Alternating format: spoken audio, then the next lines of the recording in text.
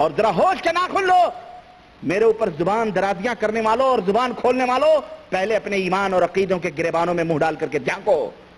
میری زبان سے کوئی لفظ بیجا نہیں نکلتا ہے، اللہ کا شکر ہے، کیوں میں سمجھتا ہوں کہ میں ایک ذمہ دار کی حیثیت سے بولتا ہوں۔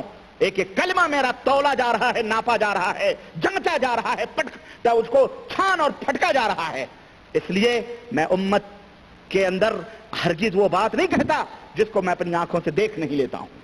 یہ بتاؤ مجھے اس سے بڑا کفر اور کیا ہو سکتا ہے کہ قبر کی زیارت کرو تو اللہ رب العزت کا دیدار ہو، دیدار کی طرح ہے، نعوذ باللہ، استغفر اللہ، اور اس کے اوپر بھی تم کہتے ہو کہ بہت بڑے ایمان والے ہیں۔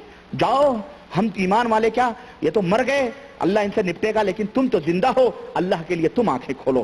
کہتے ہیں یعنی پیرو مرشدو مولا میرے حضرت نور محمد نیک پہ، اعتقاد دل سے جو جائے وہاں، دل کے عقیدوں سے جو جائے وہاں، اس پہ سب اسرار باطن ہوں عیاں، جتنے چھپے ہوئے راز اور بھید ہیں، جب وہاں تم جاؤ گے قبر کی زیارت کے لیے سب کچھ عیاں ہو جائے گا۔ تبلیغی جماعت کے لوگوں، یہ تمہارے پیر حضرت زکریا صاحب ہیں، یہ ان کی کتاب ہے، یہ تاریخ مشائخ چشت، اور جھوٹ بولنے والے پر اللہ کی لعنت، اور جو اس کو سن کر کے مکر جائے اللہ اسے ہدایت عطا فرمائے، اور ایسے بدعقیدگیاں لکھنے والے اللہ تبارک تعالیٰ انہیں بھی ہدایت عطا فرمائے۔ کہتے ہیں کہ دیکھتے ہی اس کے مجھ کو ہے یقین، قبر کو دیکھو گے تو مجھ کو یقین ہے کیا، اعوذ باللہ، استغفر اللہ، یہ کلمہ کفر میں کیسے کہوں۔ کہتے ہیں کہ دیکھتے ہی اس کے مجھ کو ہے یقین، اس کو ہو دیدار رب العالمین، اعوذ باللہ۔ یہ کون سا فلسفہ ہے مجھے بتاؤ، یہ کون سی عبارت ہے جسے امت کے لوگ نہیں سمجھ سکتے، دیوبند کے لوگ ہی سمجھ سکتے ہیں۔ اتنا جھوٹ اور اس قدر بدعقیدگی تو بریلویوں نے بھی اپنے کتابوں میں نہ لکھی جتنی دیوبندیوں نے لکھی۔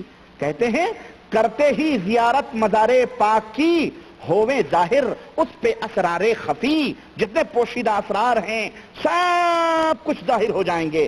حضرت میاں جی صاحب کا مزار خام ہے، البتہ اس کا حلقہ پختہ ہے۔ ارے میاں کچا بنواؤ یا پکا، تمہارا عقیدہ کچا ہو تو سب بیکار ہے۔ ہاں، بعض لوگوں نے چاہا تھا کہ اس کو ایک ہاتھ بھی اونچا کرے، مگر آپ نے کسی کو خواب میں ارشاد فرمایا کہ یہ خلاف سنت ہے، ایسا نہ کرو۔ بیٹا بے ایمانی کی بات کر رہے ہو، ایمان جا رہا ہے، اس کی فکر نہیں ہے، اور قبر کو اونچے نیچے کے چکر میں پڑے ہوئے ہو۔ گویا قبر کو ایک یعنی کیا ہے یہ بولتے ہیں پر سمجھتے، یہ بولتے ہیں پر سمجھتے نہیں ہے۔ اللہ انہیں ہدایت عطا فرمائے۔ اور جناب علی، اب وہ کشف و کرامت کی تو خیر ایک سے ایک جو ہے جناب علی باتیں ہی اس کے اندر، میں ان کی کرامتوں میں نہیں جانا چاہتا۔ یہ بات تھی حضرت جو ہے تصور شیخ کی، اور پھر حاجی امداد اللہ مہاجر مکی جو ان کے دل کے اندر تھے، رشید احمد گنگوہی کے، اور پھر ان کے پیر میاں جی نور محمد کی، یہ پوری ان کی اسٹوری تھی۔ باقی رہا حضرت جنید یا جنید یا جنید یا جنید یا جنید کا کلمہ، اور اس کے بعد میں اشرف علی صاحب تھانوی کی بات ارواح ثلاثہ کے حوالے سے جو انہوں نے لکھی ہے کہ دیوبند کے رشید قاسم نانوتوی قبر سے مرے ہوئے روح جسم کا لبادہ پہن کر کے دیوبند میں آ گئی، اور باقاعدہ براقات ہوئی، گفتگو ہوئی۔ یہ تمام سب چیزیں میں اگلے درس میں بیان کرنے کی کوشش کروں گا۔